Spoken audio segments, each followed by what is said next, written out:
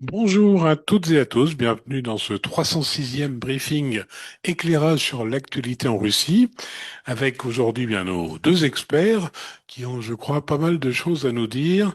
Donc, briefing du jeudi veut dire un briefing complet, avec notamment beaucoup d'informations aujourd'hui sur l'économie en Russie et la politique, d'ailleurs, les deux étant souvent liés. Et puis Igor ensuite, donc on va laisser la parole à Arnaud d'abord, et puis Igor nous dira un peu ce qui s'est passé dans le monde de la diplomatie et des relations internationales. Voilà, sans plus attendre, Arnaud, ça fait une semaine que tout le monde trépigne en disant mais que se passe-t-il en Russie? L'économie va-t-elle bien? Est-elle inquiète? Est-ce que la politique suit? Dis-nous tout. Ne trépignez plus, me voici. Bonjour à tous, bonjour Président.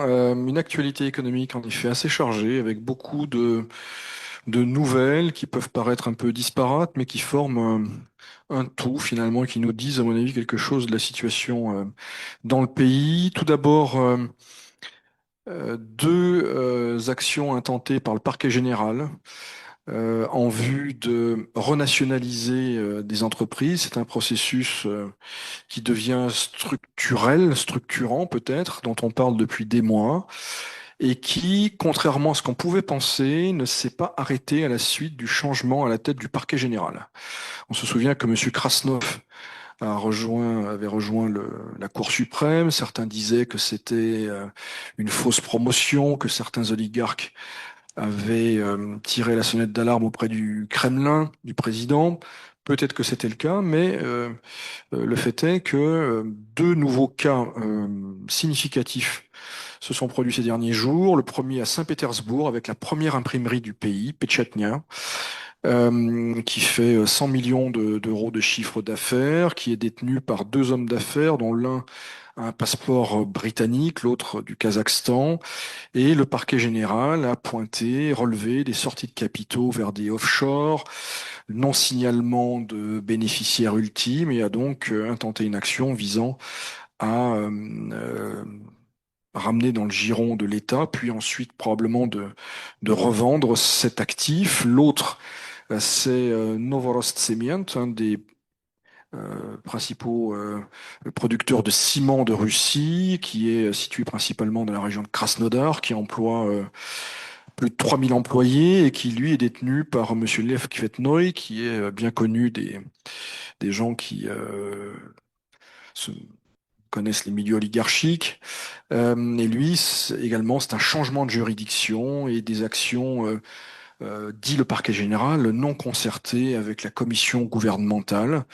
Dans les deux cas, eh bien, ces mouvements changent le paysage des branches concernées, donc l'imprimerie et le ciment. Donc, phénomène qui se poursuit, phénomène à suivre. Autre actualité, les ventes de GNL russes à la Chine. On a eu les chiffres définitifs en hausse de 18,3% en 2025, près de 10 millions de tonnes, et ça a rapporté 5 milliards de dollars à la Russie. Il s'agit principalement du GNL de Novatek. Le ministère des Finances, qui n'est jamais à court d'idées pour remplir les caisses de l'État, mais c'est son rôle, surtout dans le contexte actuel de déficit croissant, eh bien, il propose la création d'un opérateur unique pour les casinos en ligne. Les casinos en ligne ne sont pas autorisés actuellement, donc il propose finalement de légaliser ça et d'installer un opérateur qui reverserait, le cas échéant, 30% du chiffre d'affaires à l'État.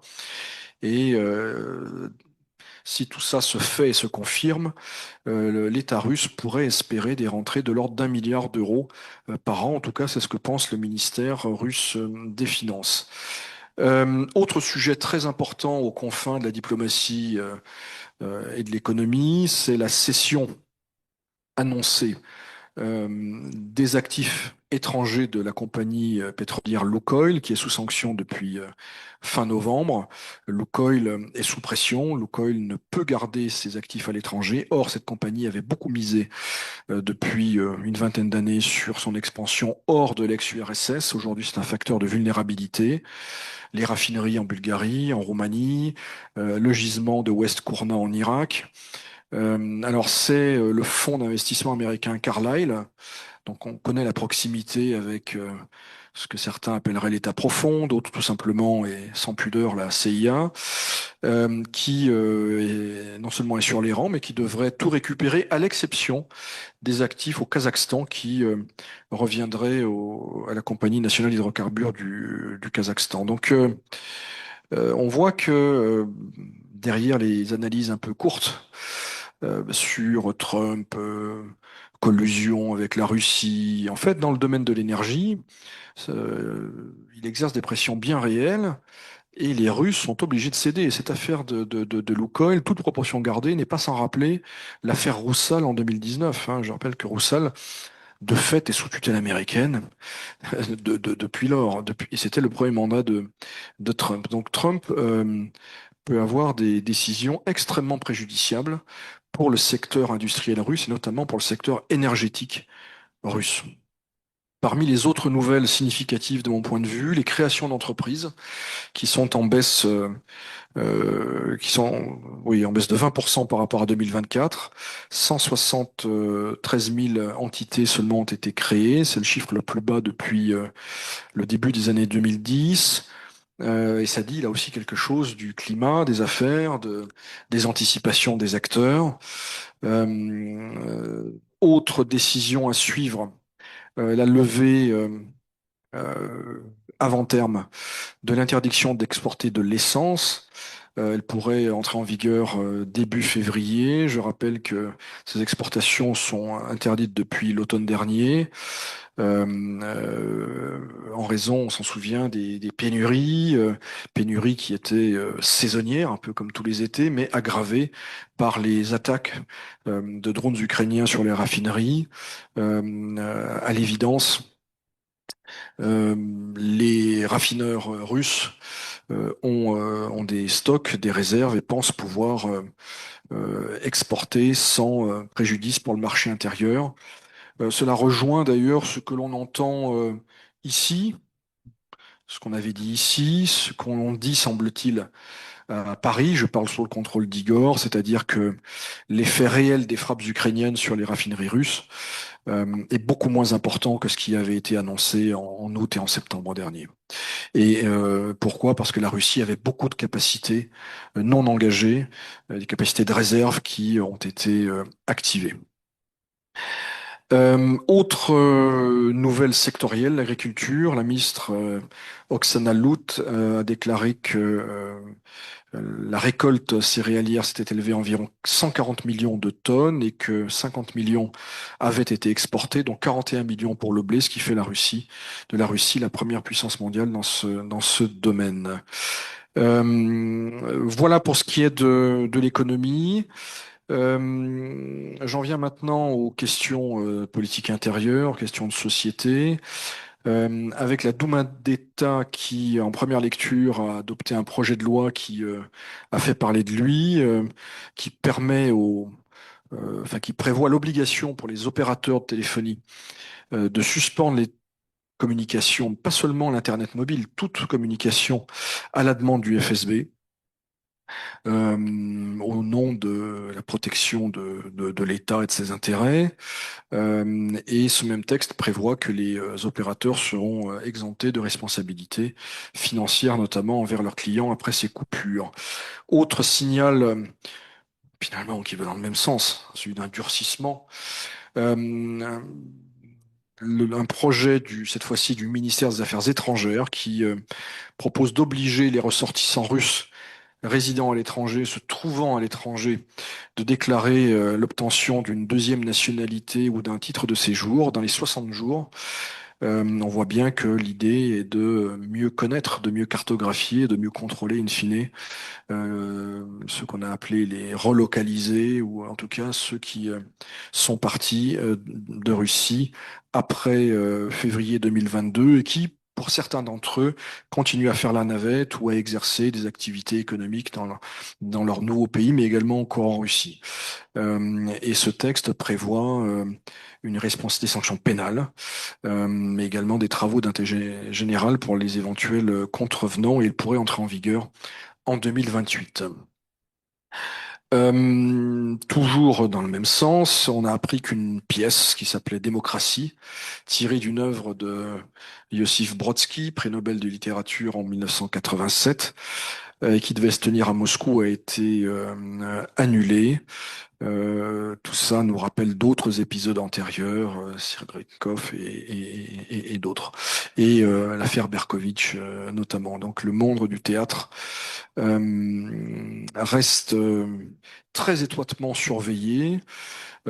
Pourquoi? Parce qu'on sait que le théâtre en Russie, c'est un monde à part, et c'est un espace culturel qui parle aux Russes, bien au-delà de Moscou d'ailleurs. Euh, Toujours dans le domaine sociétal, un chiffre qui là aussi m'a interpellé. 22,3 millions de boîtes d'antidépresseurs ont été vendues dans le pays en 2025. C'est en hausse de 26% par rapport à 2024. Le taux de fécondité, là aussi, c'est intéressant. Pour 2025, 1,374 par femme. C'est beaucoup moins qu'en 2015. En 2015, c'était 1,77. Et je rappelle qu'en France, pour qu'on puisse comparer, l'année dernière, le taux de fécondité s'établissait à 1,56.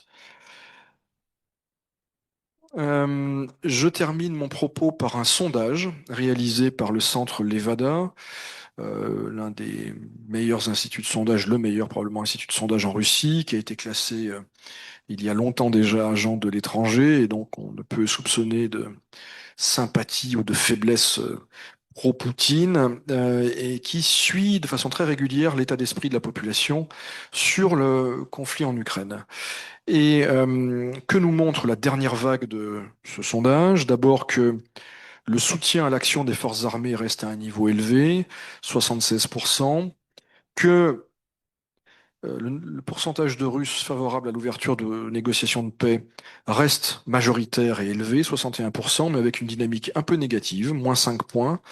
À l'inverse, les partisans de la poursuite de la guerre passent de 25 à 31%. Mais le plus intéressant, en tout cas ce qui est un peu nouveau et ce qui euh, a relevé l'attention, a attiré l'attention non seulement de l'Evada, mais des personnes qui analysent et qui suivent dans la durée ces sondages d'opinion, c'est la question, plutôt la réponse, que faire s'il y a échec des négociations? Et 59% des Russes estiment qu'il faut intensifier les frappes contre l'Ukraine. On voit qu'en réalité, l'opinion publique n'est pas très éloignée probablement de ce que veut, de ce que pense la direction russe. Alors il y a une appétence pour la paix, pas n'importe quelle paix, une paix dont les contours rappellent quand même beaucoup les revendications du Kremlin. Et dernier élément qui me paraît intéressant dans ce sondage, un optimisme de moins en moins prononcé sur la durée du conflit. 20% seulement, enfin 20% pensent qu'il va durer au moins 6 mois, entre 6 mois et un an, et 39% plus d'un an. C'est en hausse de 7 points. Donc les Russes pensent que les perspectives de paix s'éloignent, ou en tout cas sont plus éloignées qu'il y a quelques semaines et quelques mois. Merci beaucoup. Avant de passer la parole à Igor, on a quelques questions. Il y en a une par rapport à ce que tu énonçais. On demande si dans les chiffres de production de céréales dans de la Russie, y a-t-il la production des territoires annexés? Je vais botter en touche. Bonne question, je vais vérifier. Intuitivement, je dirais oui, parce que le ministère de l'Agriculture, dans ses statistiques, n'opère sans doute plus de distinction entre les territoires, ce qu'ils appellent les nouveaux territoires et les territoires historiques. Je vais vérifier ça pour la prochaine fois. Alors, une autre question qui est indirectement liée à l'Evala, mais quand même, à quel point les chiffres macroéconomiques russes euh, dans les secteurs publics et privés sont-ils crédibles? Alors, c'est pas l'Evala, là, mais en l'occurrence les chiffres officiels. Non, les chiffres sont crédibles quand on veut, et il y a très peu de. On maquille pas vraiment les chiffres, on les cache, on cesse de publier quand ils deviennent gênants. Et ça, c'est une longue tradition qui avait commencé dès le début des années 80 avec la mortalité infantile, par exemple, sous Brejnev. Aujourd'hui, il y a beaucoup de données qui sont confidentielles, hein, notamment les exportations de pétrole, donc on recoupe par les douanes chinoises, les douanes indiennes. Bon, les chiffres sont généralement fiables, mais ils peuvent là aussi renvoyer à des réalités très différentes. On a eu, par exemple, la semaine dernière, la distribution géographique de l'inflation, qui officiellement est à 6,3, 4, mais avec des disparités très très fortes, faibles à Moscou, même si on la remarque à Moscou, mais beaucoup plus importantes au fur et à mesure que vous allez vers l'Est, ce qui n'est pas très surprenant avec les coûts logistiques. Donc voilà, les chiffres sont généralement fiables. Ce qui est intéressant, c'est voir ceux qui sont mis en avant par les autorités, par les ministres lorsqu'ils veulent annoncer de bonnes nouvelles au président, ou à l'inverse, ceux qui sont tus. Bah, Président, Merci. si je peux rajouter juste pour compléter la réponse d'Arnaud sur ce point-là des chiffres, même les économistes russes indépendants, certains diront même dissidents, travaillent avec les chiffres d'Eurostat et expliquent que ces chiffres sont quand même globalement exploitables et fiables. J'ajoute que le BOFIT finlandais, les statistiques finlandaises, ont publié un petit topo sur ce sujet-là à la rentrée dernière ou à l'été dernier, parce qu'à un moment donné, il y avait un débat justement sur cette histoire de fiabilité. Et dans ce topo, ils affirment que effectivement, on peut travailler avec les statistiques officielles sans risque d'être intoxiqué ou de se baser sur des chiffres qui sont faux. Accessoirement, et un petit cocorico, l'INSEE, dans les années 90, a joué un rôle majeur dans la mise en place de la méthodologie d'Eurostat. Oui, c'est bien de le rappeler, notamment à nos amis russes, que euh, la France est beaucoup venue au soutien de la nouvelle Russie qui sortait de l'URSS avec énormément d'experts qui sont venus à une époque, les fameux contrats Tassis à l'époque. Et c'est pour ça qu'on trouve dans les administrations russes et souvent une trace française assez forte dans l'organisation. Donc c'est le petit cocorico et on espère en avoir quelques gratitudes un jour. Bien, puisque vous avez pris la parole, Igor, je te la redonne encore. Que s'est-il passé dans le monde diplomatique et dans le monde en général? Merci, Président. Alors, je vais tout de suite commencer par là, c'est le gros dossier, qui est le dossier du règlement du conflit, et de ce qui se passe entre Russes, Ukrainiens et Américains. Alors, d'abord avec deux informations assez récentes qui concernent directement les contacts entre Russes et Ukrainiens. Un nouvel échange de corps est intervenu entre les militaires russes et ukrainiens il y a quelques heures, qu'on peut interpréter comme un des résultats des pourparlers récents qui se sont tenus à Abu Dhabi. Les Russes ont remis 1000 dépouilles aux Ukrainiens et les Ukrainiens ont remis 38 corps de soldats russes à l'armée russe, donc 1000 pour 38, ce qui correspond au ratio qu'on constate sur les derniers échanges de corps. Je crois que de mémoire, la dernière fois, c'était 1000 soldats ukrainiens, dépouilles de soldats ukrainiens remis pour 54 dépouilles de soldats russes. Bon. Donc on reste dans des proportions qui sont de ce niveau-là avec ce dernier échange et autres éléments. Certains canaux Telegram qui sont proches de l'armée russe publient des messages depuis un petit moment pour expliquer qu'on pourrait assister à une trêve, un cessez-le-feu énergétique, qu'en tout cas c'est un sujet qui serait discuté. Je rappelle que c'est un sujet qui est notamment réclamé par les Ukrainiens et par M. Boudanov notamment depuis un certain temps. Et donc là, certains canaux Telegram que l'on sait proches de l'armée russe semblent voilà, relayer cette possibilité donc que l'on va surveiller. Alors après, sur le terrain des négociations, pas de très gros changements. La prochaine rencontre à Abu Dhabi est attendue le 1er février. Simplement, le format semble évoluer, puisque d'après M. Rubio, secrétaire d'État américain, eh bien, ni M. Witkoff ni M. Kouchner ne feront partie cette fois-ci des négociations. Ils n'ont pas vocation visiblement à siéger et à participer aux négociations à Abu Dhabi le 1er février. Ceci étant dit, les États-Unis seront bien représentés. Alors pour l'instant, on ne sait pas trop par qui. Est-ce que ce sera M. Rubio lui-même? Est-ce que ce sera M. Driscoll, secrétaire donc à l'armée américaine? Est-ce que ça va être M. Grunbaum, dont j'ai parlé? On verra. En tout cas, les Américains seront dans la salle, mais ce ne sera pas, en tout cas pour ce tour-là, M. Witkoff et M. Kouchner. Depuis le premier tour de négociation trilatérale, la presse américaine a relayé certaines informations, mais d'une manière générale, la confidentialité semble quand même respectée beaucoup plus qu'auparavant. Alors d'ailleurs, les médias se sont interrogés sur le fait qu'il y ait moins de fuites qu'auparavant. Comment est-ce que cela se fait? Avant, il y avait quand même des choses qui filtraient dans la presse, et une explication qui est avancée par certains médias, notamment en Russie évidemment, eh bien c'est tout simplement l'éviction de M. Yermak qui aurait été à l'origine de nombre de ces indiscrétions. Et évidemment, dans la presse russe, on explique que ces indiscrétions étaient faites à dessein, puisque le but du jeu était de saboter le processus, ou en tout cas de ralentir ce processus.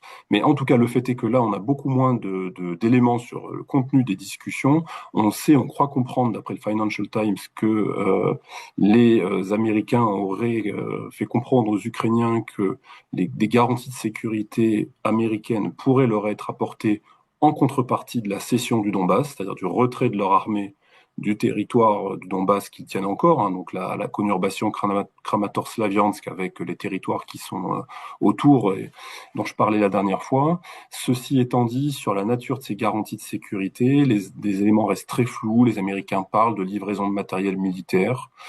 Mais il semblerait, d'après le Financial Times, que l'administration américaine reste extrêmement frileuse en matière d'obligations contraignantes, et notamment de nécessité de venir aider concrètement les Ukrainiens davantage en cas de reprise des hostilités.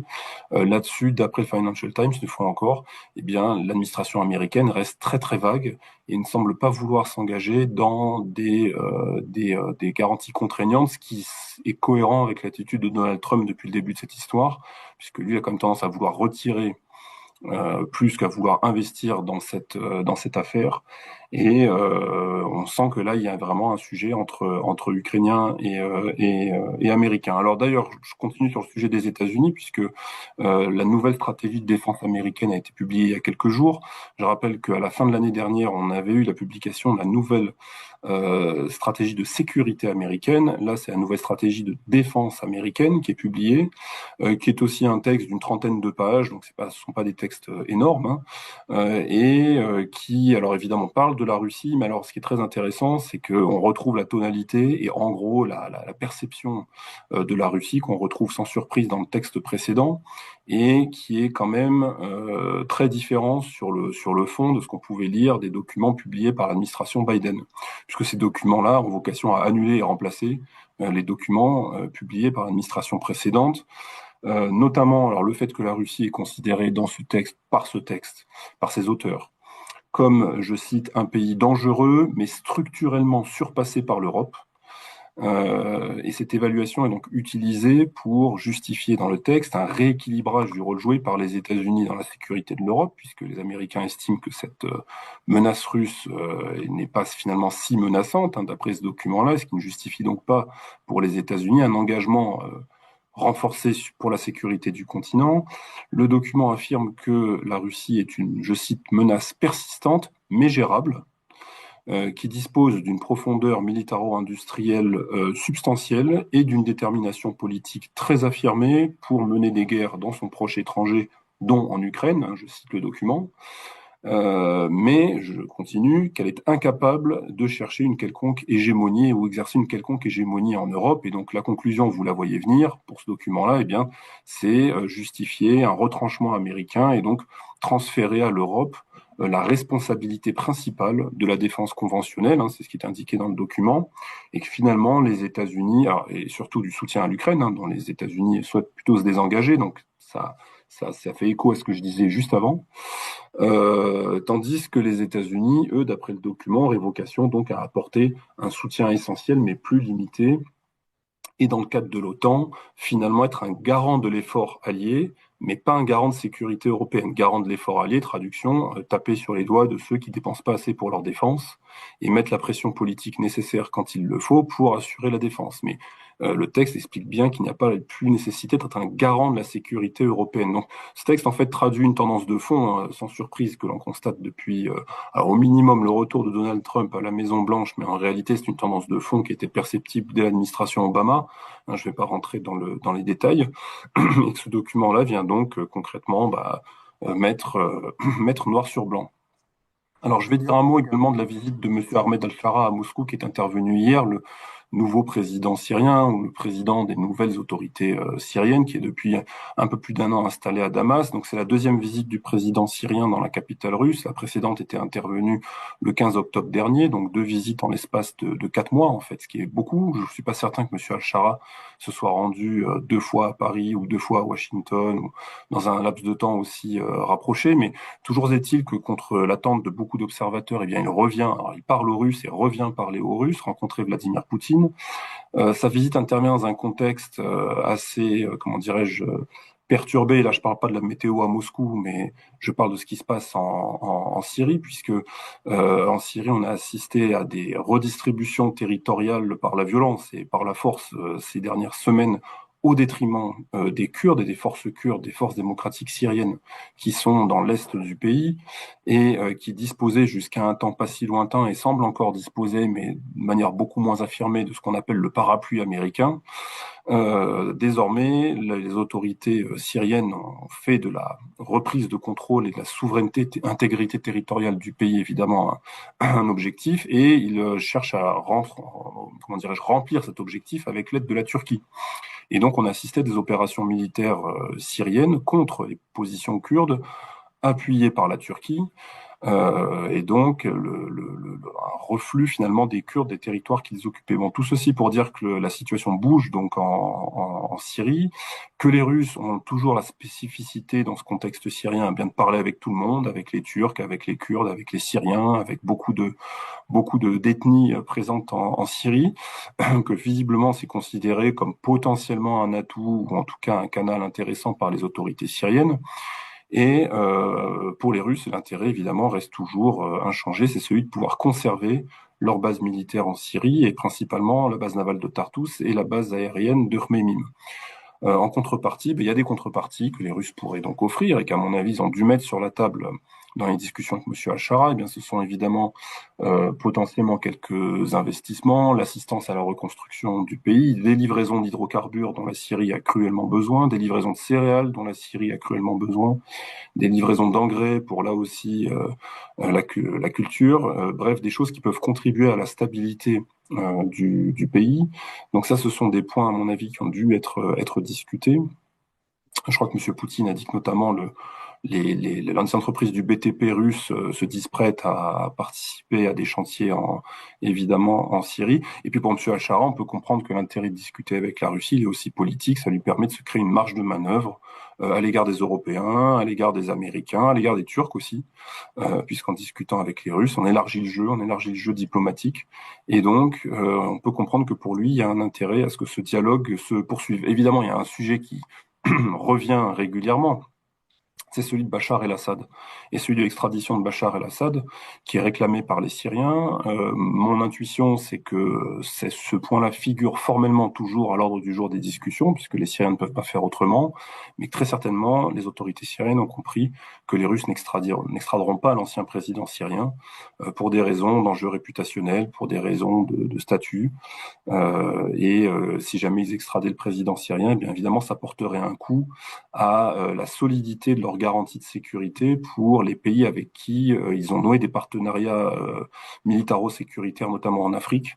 Le signal envoyé serait désastreux, évidemment, pour tous ces partenaires pour qui, in fine, la garantie de sécurité russe irréductible, c'est, si des choses tournent mal, eh bien l'exfiltration des dignitaires du régime, de leurs proches, de leurs familles, vers la Russie pour qu'ils sauvent leur peau, tout simplement. Et si c'est pour être extradé derrière, eh bien, ces garanties de sécurité prennent un coup. Donc, il y a peu de chances que Bachar el-Assad soit extradé. En revanche, comme on parlait d'argent juste avant, il n'est pas impossible que l'argent avec lequel il a quitté le pays, on parle quand même de plusieurs milliards de dollars, et bien qu'une partie de cet argent puisse être transféré, rendu aux Syriens dans le cadre d'une négociation. Ça, c'est un élément qui est évoqué, comme la possibilité éventuellement, mais ça aussi c'est à creuser, à sous-peser, d'extrader certains militaires de l'ancien régime syrien pour qu'ils soient jugés en Syrie. Mais ça, c'est des choses qui figurent dans la presse russe, qui demandent quand même à être confirmées. On a du mal à mesurer comment dirais-je, la pertinence de ces informations-là. Et je vais continuer avec une nouvelle sur la flotte fantôme russe, puisque les, euh, les Européens, enfin 14 pays européens plus l'Islande, ont publié, signé une communication, une déclaration commune dans laquelle ils affirment qu'ils vont durcir la lutte contre la flotte fantôme russe et notamment considérer désormais tous les navires qui ont des suspicions de battre deux pavillons, en tout cas dont la pavillon n'est pas clair, qui allument et éteignent leurs transpondeurs, bref, qui se livrent à des manœuvres étranges comme ça en mer. Ils ont tendance à les considérer comme étant des navires finalement sans nationalité, sans pavillon, et donc à ce titre-là, cela placerait ces navires dans la situation d'être inspectés, y compris en haute mer, donc au-delà des eaux territoriales et des zones économiques exclusives, afin d'être contrôlés, le cas échéant, ramenés à quai, enfin dans le port, pour pouvoir être placés sous immobilisation administrative et le temps que l'inspection clarifie la situation et le statut du navire. Ce qui est évidemment, au-delà de l'aspect déclaratoire, un changement, un durcissement dans l'attitude de ces 14 pays à l'égard, on comprend bien, de la flotte fantôme russe. On en a vu une première démonstration avec l'arraisonnement du navire Grinch en Méditerranée par les autorités françaises avec le concours de d'autres marines européennes et d'autres pays européens, puisque cet arraisonnement est intervenu en haute mer, ce qui est quand même nouveau. Et le fait est que de mettre en avant l'argument que le navire battait un double pavillon ou qu'il y avait une suspicion sur l'identité du navire permet évidemment de soustraire cet acte à la qualification de piraterie, puisque là, désormais, ça rentrerait dans le cadre de la Convention de Montego Bay, où tout est clairement, comment dirais-je, clairement énoncé. Donc, renforcement de la pression sur la flotte fantôme russe à travers cette déclaration. Il faudra suivre dans les jours qui viennent comment cela est suivi des faits, mais si jamais il y a déjà des contrôles plus réguliers en haute mer et des arraisonnements et des inspections ensuite à quai qui durent plusieurs jours, même si le navire est relâché au bout de X jours, eh bien évidemment cela a un impact, mine de rien, sur l'écosystème, puisque ça risque de surenchérir les assurances. Ça risque de causer des délais évidemment dans la livraison du pétrole au pays destinataire aux clients. Tout ceci a des coûts et évidemment tout cela vise à imprimer un coût à la Russie et donc à mettre une pression sur le budget fédéral. On comprend très très bien l'idée. Puis je vais terminer avec une petite nouvelle qui nous amène vers l'Inde et les relations russo-indiennes, puisque la holding publique russe pour les constructions aéronautiques OAK a signé un accord avec sa contrepartie indienne qui s'appelle HAL, HAL, pour la production de Sukhoi Superjet 100 en Inde. Donc ce moyen courrier russe va être produit désormais par les Indiens qui ont signé un accord en bonne et due forme, comme dirait le président, pour pouvoir produire ces avions et des pièces détachées en Inde, avec donc potentiellement l'utilisation évidemment de ces avions sur le territoire indien, qui, comme chacun sait, est quand même un grand pays, et donc il y aurait un intérêt à avoir ce type d'avion pour desservir des lignes domestiques. Voilà, Président, je te rends la parole. Merci. Alors, concernant ces avions, quelle motorisation serait envisagée? Alors là, c'est évidemment la plateforme qui est dite russifiée, alors présentée comme les Russes, comme russifiée à 100% ou presque 100%, avec les moteurs donc ne sont plus ceux qui étaient coproduits par Safran et par Saturn. Et donc, on parle là des plateformes qui intègrent des composants russes, a priori. Le PD8. Voilà. Et alors ça, c'est assez étonnant parce qu'ils sont déjà incapables de les produire ici. Donc, il y Non. avait 15 avions cette année, je crois. Oui, mais enfin, la nouvelle motorisation a été testée en vol, hein. Mm. Oui. Ah, En parce que, fait, ouais, en fait, président, j'avais aussi de très gros doutes sur l'aspect russification, succès de la russification des composants, etc. Je me suis un peu documenté sur la question. J'ai parlé avec des personnes qui sont censées être au courant et qui me confirment que ils ont quand même réussi à faire beaucoup de choses. Et donc manifestement, alors après il y a une question selon ce que tu soulèves, les 15 avions. Après il y a une question de massification entre guillemets de la production et d'échelle. Mais sur comment dirais-je, la cuisine et comment dirais-je, les pièces elles-mêmes, ils sont arrivés sur le Sukhoi Superjet 100 et les dernières unités à faire des choses qui se rapprochent effectivement du 100% russifié. oui, mais c'est justement le problème, visiblement, était la massification. Et là, s'ils veulent massifier dans deux pays à la fois, ça risque d'être compliqué, non? Non, non, parce que là, c'est les Indiens qui vont produire, les usines seront faites en Inde, c'est les Indiens qui vont apporter eux aussi d'ailleurs un certain nombre de savoir-faire sur certaines choses. Visiblement, en tout cas, c'est comme ça que c'est présenté par les deux partenaires. Et ils vont produire eux-mêmes pour leurs besoins. Alors ceci étant dit, pour ce qui est des pièces, et justement, et là ça va faire écho à ta remarque, il y a un intérêt pour les Russes à ce qu'il y ait des sites de production ailleurs pour faire effectivement des pièces dont les Russes eux-mêmes peuvent avoir besoin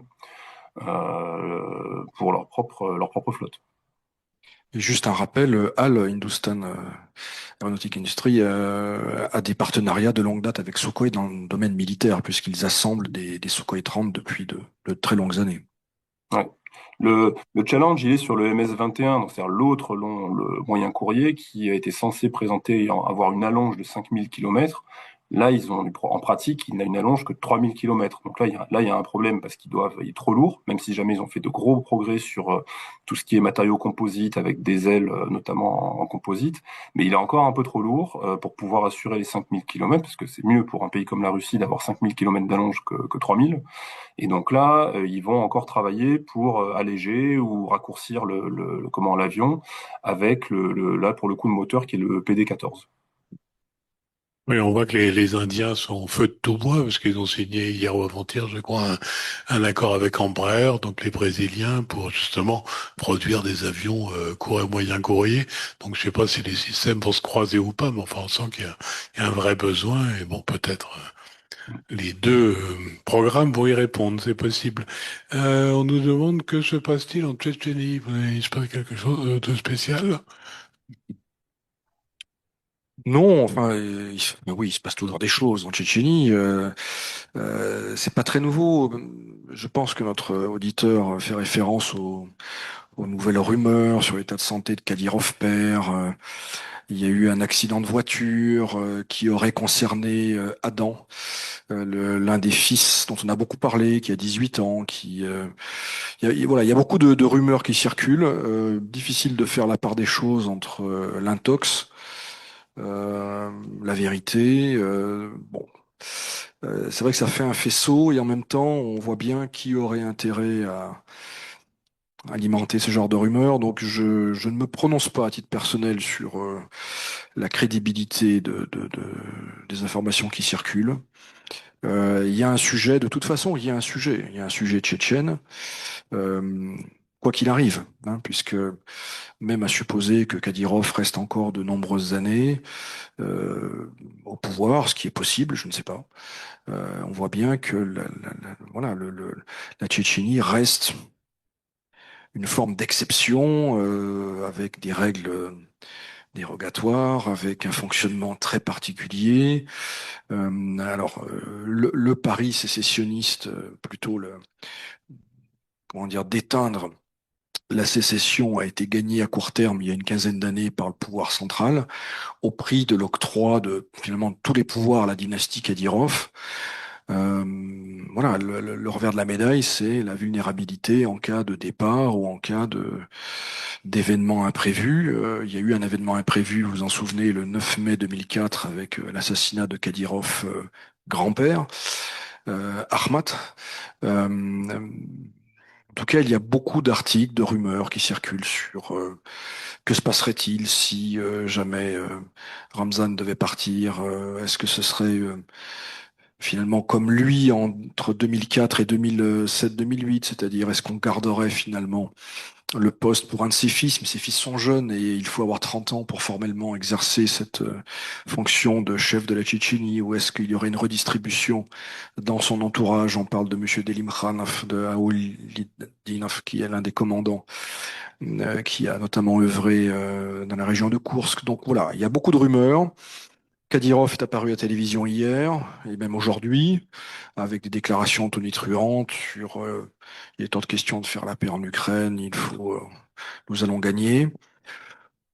Il n'a pas l'air agonisant, il n'a pas forcément un teint éclatant non plus. Donc voilà, restons prudents pour répondre à cet auditeur. Merci. Alors, je vais finir sur une question à laquelle je vais répondre moi-même pour une fois.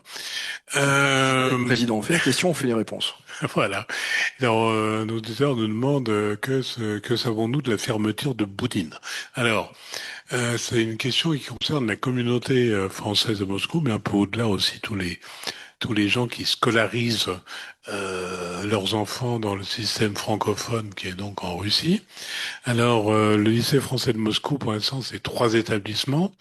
Il y a donc historiquement ce qu'on appelle l'immeuble de France, donc qui est pas très loin de l'ambassade, qui est l'immeuble historique où il y a depuis 30 ans ou 40 ans une école au 6e étage, qui est pas toujours très très pratique, mais qui existe. Il y a donc en face de la chambre de commerce à côté de Saint-Louis-des-Français, le lycée Alexandre Dumas, donc qui est le navire amiral de l'enseignement ici. Et puis nous avions depuis quelques années, je pense 7 ans peut-être, une chose comme ça, donc l'école Ivan Bounine, qui elle est du côté de Baumanskaya, donc un peu pas en périphérie, mais pas dans l'hypercentre de Moscou, et qui avait l'avantage d'être une vraie école par rapport à l'immeuble de France, puisque c'était un établissement loué à la mairie de Moscou, et donc qui présenterait toutes les caractéristiques d'une école avec une cantine, avec une salle de sport, des espaces suffisants. Là-dessus, eh ben, Covid plus guerre, beaucoup d'entreprises qui partent, y compris des gros porteurs. Donc, depuis 2022, l'école a perdu pratiquement 50% de ses effectifs. Donc, 2 solutions. Alors, on a continué, mais après, il y a des réalités économiques incontournables, ça coûte cher. L'école est un peu subventionnée, mais fonctionne surtout avec de l'écolage, et donc avec des frais d'écolage qui deviennent difficilement supportables pour les parents, et il est difficile d'envisager de les augmenter. Donc, décision a été prise, visiblement, de fermer l'école Bounine, et les grandes classes du primaire devraient être rapatriées à Alexandre Dumas, et les autres rejoignent donc le lieu historique de l'immeuble de France. Voilà, donc c'est une mauvaise nouvelle pour la communauté, c'est une mauvaise nouvelle pour tous les gens qui mettaient leurs enfants dans le système français. Je pense que l'idée, autrefois, c'était de tenir le plus longtemps possible pour garder l'outil intact pour après-guerre, que ça reprenne, choses comme ça. Mais là, visiblement, euh, on a l'air de penser que la guerre va pas se finir de sitôt, que les entreprises vont pas revenir tout de suite, et donc ben, il faut tirer les conséquences et fermer cette belle école, malheureusement. Voilà ce que j'avais à dire de l'école Bounine. C'est triste, mais c'est les réalités du Moscou contemporain. Nous nous retrouvons lundi pour un briefing consacré à l'international, dans 17 heures. D'ici là, portez-vous bien, passez un bon week-end, et comme toujours, la C6 France-Russie se tient à vos côtés. À bientôt, tenez bon.